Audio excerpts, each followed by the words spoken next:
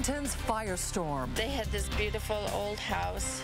In a matter of hours, it's gone. Good evening, I'm Nadine Woodward. Coming up, massive wildfires sweep across eastern Washington, leading to evacuations, destruction, and tears. Plus, air quality concerns. How long the impact of those fires will be felt here in the inland Northwest. Then the veteran homecoming you have to see. And have a place to call home for her and my family is just, that's all I can ask for. And a long-standing tradition at Spokane's Indian Canyon Golf Course takes a disappointing turn. It's hard to watch it go away. Cooler weather to help with the fire danger, but the winds are picking up. I will have details. But first, devastation as far as the eye can see, as KXLY4's Washington Firestorm coverage continues.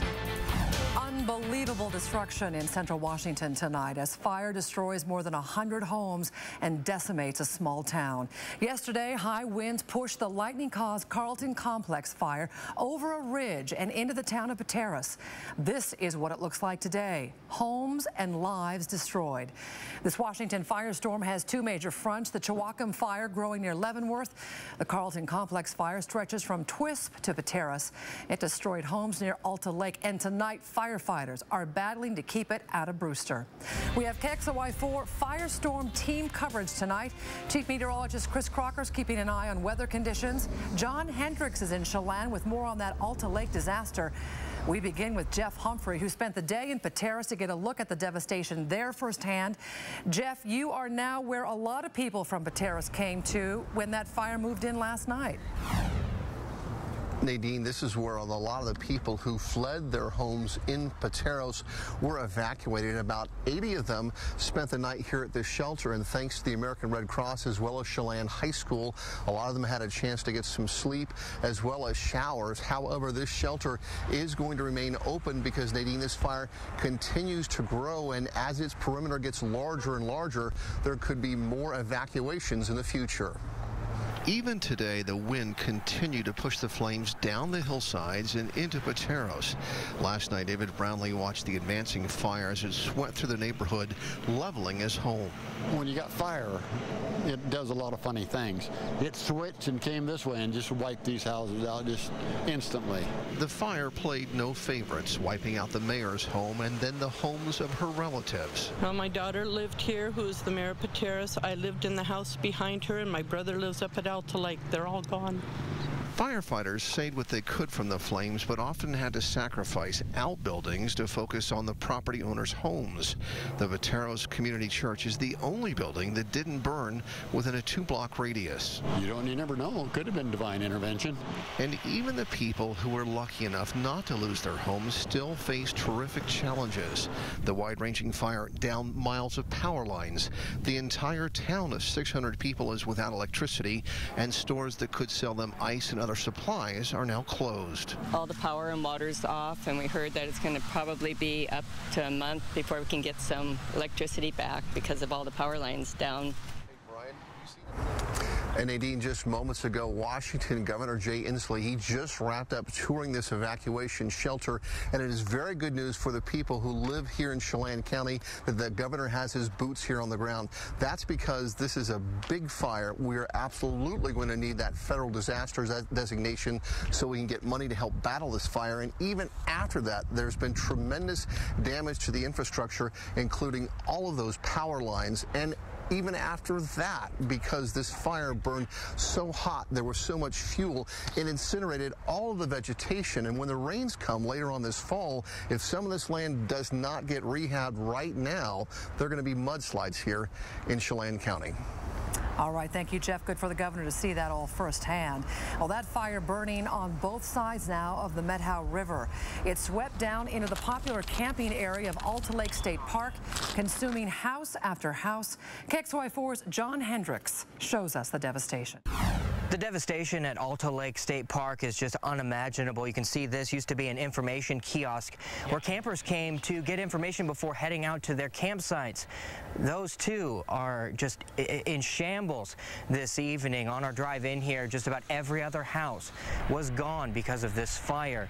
I spoke with neighbors who say they never saw anything like this coming. I've talked with one friend, and they have lived here 20-some years, and they are just devastated. They had this beautiful old house that they just turned into a magical, lovely place, and in a matter of hours, it's gone. It could take days, months, even years for this campground to be back up to normal. Reporting near Alta Lake Campground, John Hendricks, KXLY 4 News.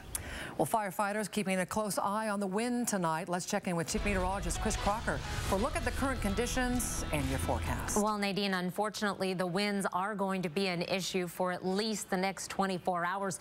Here's a look at some of the sustained winds through some of the fire-ravaged areas. 21 miles per hour in Brewster, 22 mile per hour just a little bit further to the south, 21 mile per hour winds around Leavenworth, but we're seeing wind gusts in the 35 mile per hour range. It's going to remain breezy overnight tonight, and then those winds are going to pick up again tomorrow afternoon with wind gusts in the 35 mile per hour range through the day again tomorrow, especially in the afternoon with a cold front that is going to be passing through. I guess that is the little bit of good news for firefighters as we are cooling down. Actually, temperatures running below average by tomorrow.